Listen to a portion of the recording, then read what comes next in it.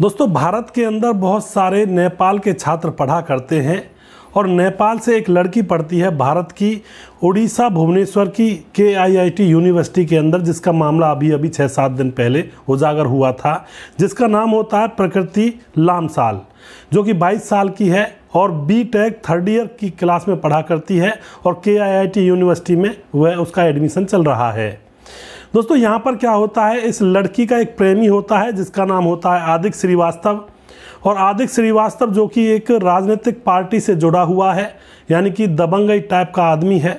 इन दोनों के प्रेम प्रसंग चले होते हैं, लेकिन एक बार ऐसा होता है, जो आदिक श्रीवास्तव होता है यह इस लड़की के आपत्तिजनक फ़ोटो और वीडियो निकाल लेता है और उसके बाद इस लड़की को ब्लैकमेल करता है। लड़की उसके सामने रोती है, गिड़गिड़ाती है, माफ़ी मांगती है, लेकिन यह दरिंदा उसे माफ़ नहीं करता है और इसी वजह से दोस्तों यहाँ पर लड़की की मौत हो जाती है, वह अपनी जान दे देती है। आखिर क्या मामला हुआ था इस घटना के अंदर, पूरी जानकारी यहाँ पर आज लेने वाले हैं। हालांकि आप लोगों ने यह खबर सुनी होगी, लेकिन थोड़ा सा एक्सप्लेन सिंपल तरीके से मैं यहाँ पर करना चाहता हूँ, जो कि हर किसी के समझ में आ जाए। नमस्कार, मैं हूं सुदेश कुमार और तिरछी बात चैनल में आपका स्वागत है। जैसा कि मैंने आपको बताया, प्रकृति लामसाल जो कि 22 साल की है और B.Tech 3rd ईयर की स्टूडेंट है, उड़ीसा भुवनेश्वर की KIIT यूनिवर्सिटी में और पीछे से रहने वाली नेपाल की है।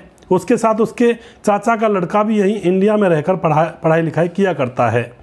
दोस्तों, वैसे तो कहा जाता है इंडिया और नेपाल का बेटी रोटी का नाता है, लेकिन इस केस की वजह से, इस घटना की वजह से बहुत ही शर्मिंदगी झेलनी पड़ती है जब ऐसे कोई कांड हो जाते हैं, क्योंकि इस घटना के अंदर कुछ कॉलेज के प्रोफेसर्स के इस तरह के वीडियो वायरल होते हैं जिनमें वो बड़ी ही बेकार बात कर रहे हैं, जहाँ पर वे न जाने कैसी कैसी अनर्गल बातें नेपाल के छात्रों के बारे में कह रहे हैं।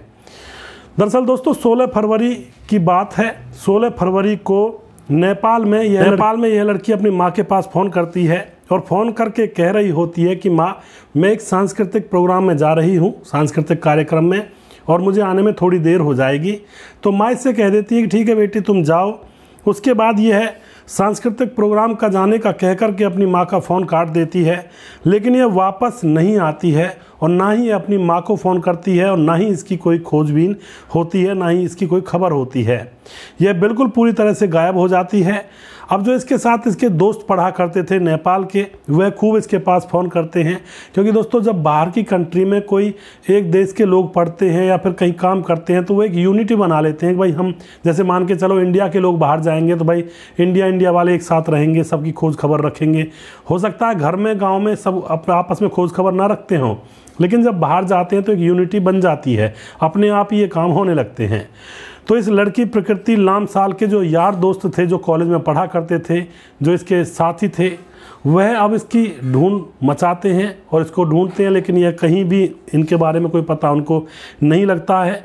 खूब ढूंढते हैं, खूब फ़ोन भी ट्राई करते हैं, लेकिन इसका फ़ोन भी स्विच ऑफ होता है। अब यहाँ पर क्या होता है दोस्तों, हॉस्टल में जाकर के इस लड़की के बारे में जब जानने के लिए इसके साथी जाते हैं तो वहाँ पर देखा जाता है कि यह लड़की मर चुकी थी। और जब ये लड़की मर चुकी थी तो कुछ खबर यहाँ पर इन छात्रों को ये भी मिली थी कि इसकी मौत तो लाइब्रेरी में हुई थी, लेकिन यहाँ पर लाकर इसको पटका गया है।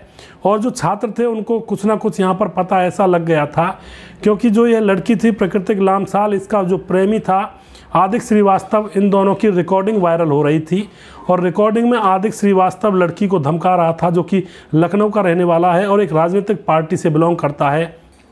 लड़की की वीडियो बनाकर उसके धमका रहा था, उससे माफ़ी मंगवा रहा था। लड़की इसके सामने रो रही थी और बार बार इससे माफ़ी मांग रही थी, लेकिन यह उसे इतनी लगातार गालियां दे रहा था, जो कि इतनी अभद्र थी जिनको सुनाया भी नहीं जा सकता है। अब यह खबर जैसे कॉलेज के अंदर फैलती है तो सभी छात्रों को लगता है कि इस आदिक श्रीवास्तव ने ही इस लड़की के साथ गलत किया है और इसकी मौत हो गई है। अब तो जो कॉलेज के स्टूडेंट होते हैं, जो भी इस लड़की के साथी होते हैं, वह अब मांग करने लगते हैं कि भाई इस लड़की प्रकृति लामसाल का जो केस है, इसकी अच्छी तरह से जांच पड़ताल करी जानी चाहिए। अब जो प्रकृति लामसाल का चचेरा भाई होता है, वह वहीं पर था। वह अपनी बहन की लाश को देख करके घर पर फ़ोन कर देता है और कहता है कि प्रकृति मर चुकी है। यह बात सुनने के बाद प्रकृति की माँ और उसके पिता और उसके जो घर वाले और सदस्य होते हैं, वह तो बस पागल से हो जाते हैं। अब यहाँ पर दोस्तों क्या होता है, KIIT यूनिवर्सिटी में लगभग 40,000 स्टूडेंट पढ़ते हैं और उनमें से 800 स्टूडेंट तकरीबन नेपाल के ही पढ़ते हैं। अब तो यहाँ पर दोस्तों क्या होता है, नेपाली जो छात्र होते हैं वह धरने पर बैठ जाते हैं और बस उनकी यही डिमांड थी कि भाई इस लड़की का जो केस है उसकी जांच पड़ताल निष्पक्ष होनी चाहिए। लेकिन इनको क्या पता था कि जो यूनिवर्सिटी है, यूनिवर्सिटी के जो बड़े अधिकारी हैं वह इस केस को दबाना चाह रहे थे जिससे कि यह मामला आगे ना बढ़े। क्योंकि यहाँ पर जो वह लड़का था आदिक श्रीवास्तव, वह राजनीतिक दल से जो बिलोंग करता था, वह राजनीतिक दल कॉलेज के लिए डोनेशन वगैरह किया करता। तो अब कॉलेज के ऊपर, इस यूनिवर्सिटी के ऊपर दबाव बनता है तो वह इस केस को ज़्यादा हाईलाइट नहीं करना चाहते थे। लेकिन दोस्तों आजकल सोशल मीडिया का ज़माना है, कोई भी ऐसा कृत्य करके छुप नहीं सकता है। अब तो जो छात्र होते हैं नेपाल के वो धरने पर बैठ जाते हैं। लेकिन दोस्तों 17 फरवरी को ही एक यूनिवर्सिटी के अंदर आदेश जारी कर दिया जाता है कि जितने ही नेपाल के छात्र हैं जो यहाँ पर पढ़ते हैं, 15 दिसंबर तक नेपाली छात्रों के लिए सिर्फ यूनिवर्सिटी बंद रहेगी और उसके बाद यूनिवर्सिटी को खोला जाएगा। अब तो यहाँ पर दोस्तों उनसे कह दिया जाता है कि अपना सामान पैक करो और अपने अपने घर जाओ। लेकिन छात्र जाना नहीं चाहते थे। छात्रों को पता था कि ये सारी की सारी साजिशें रची जा रही है। उसके बाद उन छात्रों के साथ मारपीट की जाती है, उनका सामान उनके साथ ज़बरदस्ती लाद करके उनको कटक रेलवे स्टेशन पर गाड़ियों से भरकर छोड़ दिया जाता है। अब छात्र बड़े परेशान, बड़े हैरान, लेकिन फिर भी वह कोशिश कर रहे थे। अब दोस्तों यहाँ पर फिर से आकर धरने पर बैठते हैं, फिर से न्याय की मांग करते हैं, गुहार लगाते हैं। तो हॉस्टल के अंदर कुछ प्रोफेसर थी, दो, एक तो मंजू साहा और एक उसके साथ एक और लेडी थी जिनका नाम है जयंती नाथ। इनके बयान ऐसे कुछ सामने आते हैं, उनके वीडियो भी वायरल हो जाते हैं। ये कह रही होती हैं कि तुम्हारे देश का इतना बजट नहीं होगा जितना हम तुम्हारे ऊपर खर्च कर देते हैं। दोस्तों यह वीडियो बना लेते हैं वह बच्चे और इस वीडियो को वायरल कर देते हैं। अब यहाँ पर जो ये प्रोफेसर थे ये कोई अपनी जेब से तो उनका भरण पोषण नहीं करते थे, मोटी फीस देते हैं स्टूडेंट और जब जाकर उनका यहाँ पर जो भी कुछ होता है पढ़ाई लिखाई वो हो पाती है। तो यहाँ पर यह बहुत ही निंदनीय बयान था। लेकिन यह बयान जब वायरल होता है तो और भी लोगों को पता चल जाता है सोशल मीडिया के टाइम में। अब देश के बड़े बड़े अधिकारी एक्शन मोड में आ जाते हैं जब यह वीडियो वायरल होता है कि भाई नेपाल की लड़की के साथ अन्याय हो रहा है। इधर दोस्तों नेपाल के जो प्रधानमंत्री होते हैं वह अपने 2 लोगों को यहाँ पर भेजते हैं कि जाओ देखो कहीं नेपाल के बच्चों के साथ अन्याय तो नहीं हो रहा है। वह 2 लोग यहाँ पर आते हैं, आकर के यहाँ पर प्रेशर बढ़ाते हैं। कुछ देश के अंदर जब यह बातें चलती हैं, सोशल मीडिया पर वायरल होते हैं यह कुछ वीडियो, तो अब प्रेशर बढ़ता है और प्रेशर बढ़ने की वजह से पुलिस एफआईआर दर्ज करती है और एफआईआर दर्ज करने के बाद आदिक श्रीवास्तव को अरेस्ट किया जाता है और उसके बाद जितने भी नेपाली छात्र थे उनसे माफ़ी मांगी जाती है। और दोस्तों कुछ जो कॉलेज के, यूनिवर्सिटी के स्टाफ के लोग थे, कुछ नीचे तबके के जैसे कि सिक्योरिटी गार्ड वगैरह, कुछ उनको निकाल दिया जाता है कॉलेज से। लेकिन बड़े अधिकारी ज्यों की त्यों हैं, ज़्यादा एक्शन नहीं लिया जाता है और उसके बाद इस केस की अच्छी तरह से छानबीन करवाई जाती है। और दोस्तों आपत्तिजनक वीडियो वगैरह जो मिले थे और लगातार संबंध बनाने की उस वीडियो के उस वॉइस के अंदर यह जिद कर रहा था जिसका नाम होता आदिक श्रीवास्तव। तो अब इसके सबूत को रखते हुए और बाकी और सबूत जुटाते हुए इस आदिक श्रीवास्तव को अरेस्ट किया जाता है और उसके ऊपर विभिन्न धाराएं लगा करके इसको जेल में डाला जाता है।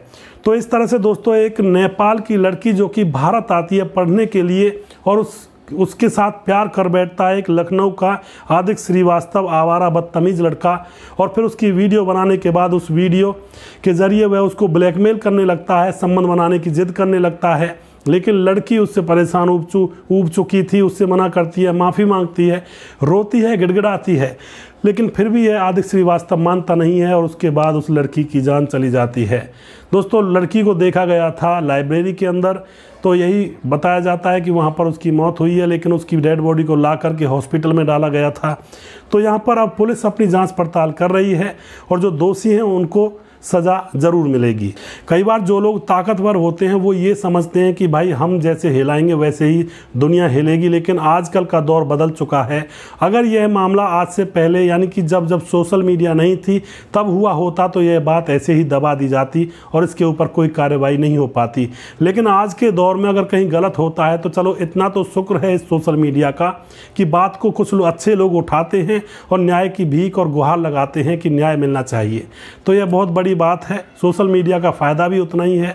तो दोस्तों आप यहाँ पर क्या कहना चाहते हो इस घटना के अंदर जो आदित्य श्रीवास्तव है, ऐसे लोगों के बारे में आप अपनी राय जो भी लिखना चाहते हैं कमेंट बॉक्स में लिख सकते हैं और लोगों के साथ शेयर कर सकते हैं। इस तरह की घटनाएं बहन बेटियों के साथ बाहर हो जाती हैं।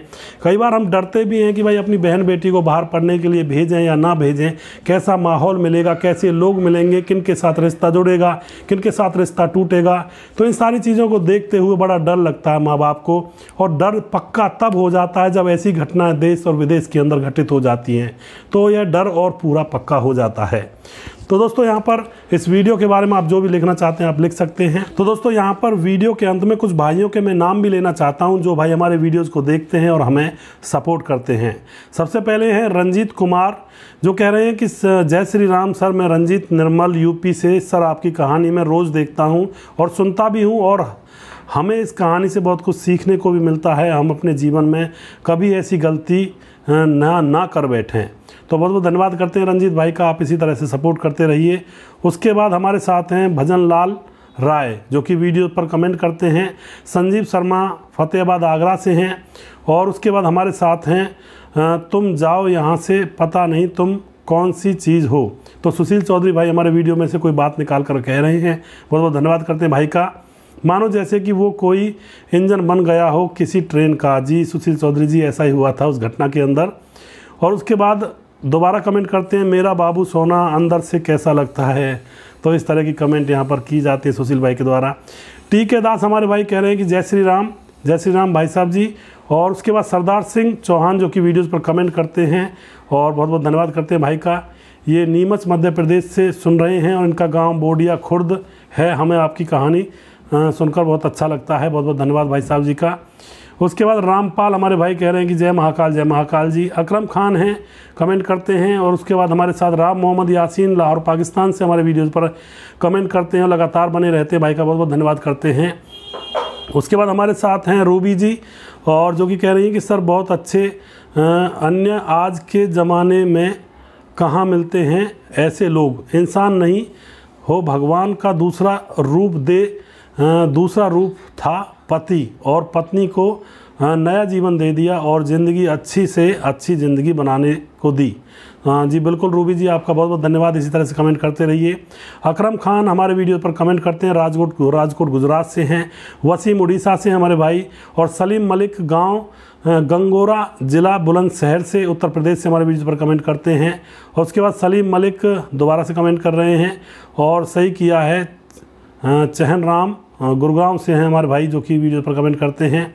भाई आप बेस्ट न्यूज़ बताते हो, बहुत बहुत धन्यवाद है भाई का। और उसके बाद हमारे साथ गुलाम सरवर, नमस्ते सुदेश भाई, विधवा औरत को टीटी के बहकावे में नहीं आना चाहिए था। मैं सरोवर बहुत बहुत धन्यवाद आपका जी। इसी तरह से वीडियो देखते रहिए। उसके बाद हमारे साथ हैं सुरेंद्र कुमार निषाद। सुरेंद्र कुमार हमारे वीडियोज़ पर कमेंट करते हैं, यह स्टोरी सुनकर बहुत अच्छा लगा सर। जी बहुत बहुत धन्यवाद सुरेंद्र कुमार जी। और सुरेंद्र कुमार जो कि रहने वाले हैं सुरेंद्र कुमार निषाद, गोरखपुर उत्तर प्रदेश से हैं। उसके बाद हमारे साथ हैं मोहित अली, जो कह रहे हैं कि your story explanation is very nice. बहुत बहुत धन्यवाद मोहित अली जी। और मजहर हमारे भाई जो कह रहे हैं लाहौर पाकिस्तान से रहने वाले हैं। और उसके बाद और भी बहुत सारे भाई हैं हमारे, जिनको रंजीत सिंह हमारे भाई जो कि कमेंट करते हैं वीडियोज़ पर। और Inderjeet Sharma from VPO Chuharchak district Moga Punjab से हमारे वीडियोज़ पर कमेंट करते हैं। भाई बहुत दिनों में कमेंट आया है भाई का। और बहुत खूब भैया, फंटास्टिक स्टोरी। सुशील चौधरी जी दोबारा कमेंट करते हैं। और सुदेश भैया मज़ा आया सुन करके, बहुत बहुत धन्यवाद जी। और उसके बाद पुनाला कुमार हैं वैशाली बिहार से। और हरिंदर सिंह हैं, हरिंदर सैनी हमारे भाई, जो कह रहे हैं थैंक यू सर, आप इतनी मेहनत से हमारे लिए वीडियोज़ बना कर लाते हैं। तो हरिंदर सैनी जी आपका बहुत बहुत धन्यवाद। इसी तरह से वीडियो देखते रहिए। तो दोस्तों बहुत सारे भाई हमारे वीडियो पर कमेंट करते हैं, और बाकी जो भाई रह गए हैं उनके कमेंट जो हैं उनको मैं अगले वीडियो में लूँगा। और अगला वीडियो बहुत जल्दी फिर से लेकर आऊँगा। तब तक आप खुश रहें, सावधान रहें। जय हिंद, जय भारत।